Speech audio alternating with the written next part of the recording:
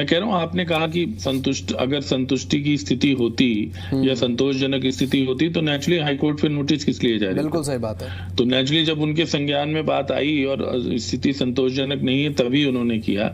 सीधी सी बात है कि शिक्षा देखिए बुनियाद है। अभी आपने पिछले दिनों देखा होगा कि बहुत सारे जो विद्यार्थी थे, अभ्यर्थी थे, उम्मीदवार थे, वो कुछ विषयों में जितनी रिक्तियां थी कॉलेज कैडर वगैरह में उतनी भी वो पास नहीं कर पाए और इसको लेके काफी बवेला मचता रहा। यानी कि विधानसभा में भी इशू उठा और उस पर सफाई भी देनी पड़ी और उन दिनों भी यही बात चली थी कि क्यों नहीं पास कर पा रहे हैं। तो अलग अलग कारण बताए जा रहे थे। तो बुनियाद जो है वो स्कूली शिक्षा है और अगर बुनियाद कमजोर होगी तो विद्यार्थी को या अभ्यर्थी को बाद में जाके दिक्कत आती है। तो स्कूली शिक्षा पर ध्यान दिया जाना चाहिए था और ये कोई आज की बात नहीं है कि 2 दिन में हो गया, 4 साल में हो गया, 2 साल में हो गया। सच्चाई ये है कि सरकारी जो सिस्टम है उसमें एजुकेशन को प्रायोरिटी जिस तरह से मिलनी चाहिए वो नहीं मिलती और उसकी एक वजह बताता हूँ आपको सीधा।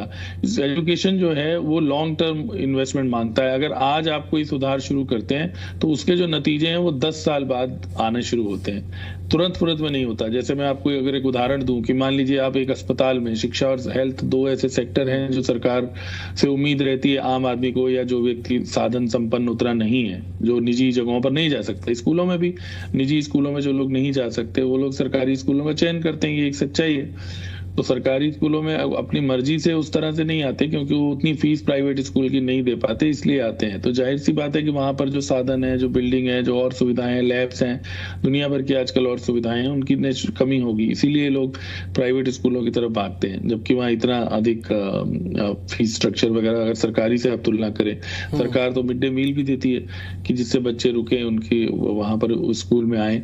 तो अगर स्थिति ठीक नहीं होती तभी होता है। तो जो मैं बता रहा था वो ये कि अगर अस्पताल में आपको ये MRI की मशीन आपने लगा दी तो अगले दिन से आपको उसका लाभ आना शुरू हो जाता है। जैसे आपने आज लगाई तो कल से लोगों को उसका लाभ पहुंचना शुरू हो जाएगा।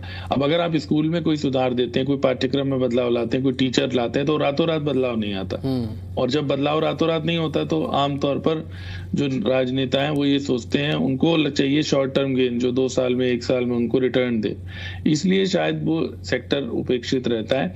और ये आज से नहीं है, बहुत सालों से हम लोग सुनते रहे। नंबर 1 स्कूलों में शिक्षकों की कमी, नंबर 2 स्तरीय शिक्षकों की कमी।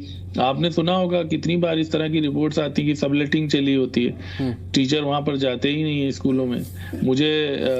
मैंने एक बार ये सुना था कि मोदी जी जब गुजरात में थे तो उन्होंने इस समस्या का निपटारा करने के लिए स्कूलों में बड़े बड़े शिक्षकों के फोटो लगा दिए थे, जिससे लोगों को पता तो रहे कि जो व्यक्ति पोस्टेड है वही पढ़ा रहा है या नहीं। स्कूलों में तो ये हाल है कि जो शिक्षक हैं उन्होंने भी आगे वो कर रखा है। तो वो पूरा जो मामला है वो बिगड़ा हुआ है इसी वजह से। और सरकार ने अपनी तरफ से प्रयास करके, आपको मालूम होगा, मेवात का तो अलग काडर भी बनाया, उसके लिए अलग से स्कूल में इस टीचर्स की भर्ती की गई कि जो वो मेवात क्षेत्र में विशेष तौर पे जिससे कमी ना रहे, जो पिछड़े इलाके हैं, क्योंकि लोग जाना नहीं चाहते। तो इस पे ध्यान देने की जरूरत है और मुझे उम्मीद है कि अब हाईकोर्ट, अगर देखिए मुख्य जज न्यायाधीश जो हैं उन्होंने सीधा इसका नोटिस लिया है और जो नोटिस की भाषा है उसको पढ़ के ऐसा लगता है कि उन्होंने बहुत डिटेल इन्फॉर्मेशन ये भी मांगी है कि कौन कितनी सामग्री है, कितनी लैब्स हैं, कितनी किताबें हैं लाइब्रेरी में, कितनी खेलकूद की सामग्री है। तो ये बहुत बुनियादी जरूरतें हैं और उस पे मैं सुन रहा था जो हमारे साथी बचाव कर रहे थे, इसमें कोई दो राय नहीं। मैंने पहले ही कहा कि कोई 1 दिन में 2 दिन में ये स्थितियां नहीं बदली और बड़े पैमाने पर इस पे सुधार करके इसको बिल्कुल एक शिक्षा के क्षेत्र में क्रांति लाने का संकल्प सरकार को करना चाहिए और कुछ प्रयास कर रहे होंगे। जैसे उन्होंने बताया कि आप मॉडल स्कूल खोल रहे हैं, लेकिन वो मॉडल स्कूल की जगह सभी स्कूलों पर हम क्यों नहीं ध्यान दे रहे हैं? वो पीछे रह जाते हैं, फिर 4 आप नए खोल देते हैं, फिर 4 आप नए खोल देते हैं, फिर पीछे वाले जो सारा सिस्टम है उसे ठीक किया जाना चाहिए। और हरियाणा सरकार निश्चित ही साधन संपन्न सरकार है। अगर आप बाकी राज्यों से तुलना करेंगे तो हमारा आर्थिक व्यवस्था वो सब ठीक है, हम लोग अफोर्ड कर सकते हैं, भर्तियां होती भी है। मैं कई बार कहता हूँ कि हरियाणा में तो पहले दिन से पूरा वेतन मिलता है शिक्षकों को, और प्रदेशों में तो पूरा वेतन भी नहीं मिलता है, कॉन्ट्रैक्ट पे रखते हैं, ये करते हैं, वो करते हैं। तो जब हमारे यहाँ साधन है तो क्यों ना हम इसमें एक पूरे देश में एक मिसाल बन के हरियाणा आगे आए। चलिए ठीक है, आपके पास मैं लौटूंगा। आपके पास की ऑन ट्रैक चीजें नहीं चल रही हैं कि हाईकोर्ट का हस्तक्षेप आखिर इसकी जरूरत क्यों पड़ी? भारतीय जनता पार्टी की सरकार 2014 के बाद से हरियाणा प्रदेश में, और उसके बाद चलिए ठीक है 5 साल के कार्यकाल में आपने चीजों को ऑन ट्रैक लाने के लिए किया, कोई सुधार अगर देखने को नहीं मिला, लेकिन उसके बाद लगातार आपके पास समय तो बहुत ज्यादा था, तीसरा कार्यकाल, और कहीं ना कहीं एक बहुत बड़ा समय आपके पास था, और उसमें भी अगर हाईकोर्ट का हस्तक्षेप, ये हाईकोर्ट के हस्तक्षेप में हमें देखने को ये मिलेगा सरकार की तरफ से जो आंकड़े दिए गए, हाईकोर्ट अगर उस पर असंतुष्ट है तो गंभीर है, संवेदनशील है। देखिए, जो हाईकोर्ट में अब सरकार जवाब दाखिल करेगी उससे ये मालूम चलेगा कि वो कोई एरिया स्पेसिफिक है, जैसे कि वो पहले कह रहे थे, या पूरे राज्य में ये जो दुर्व्यवस्था है या बदहाली है सरकारी स्कूलों की, वो पूरे राज्य व्यापी समस्या है, या कुछ विशेष क्षेत्रों से है जहां से कोई रिपोर्ट आने से, क्योंकि हाईकोर्ट ने खुद स्वतः संज्ञान लिया है उन रिपोर्ट्स का।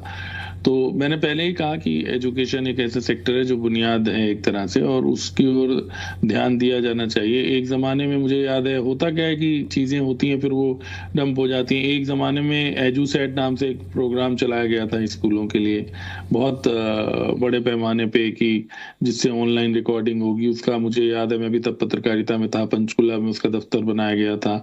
और पिछले दिनों ही बाई चांस कोई मुझे व्यक्ति मिले और मैंने पूछा कि जी अब उसका क्या चल रहा है, तो फिर वो उन्होंने बताया कि अब वो एकदम से डंप हो रखा है।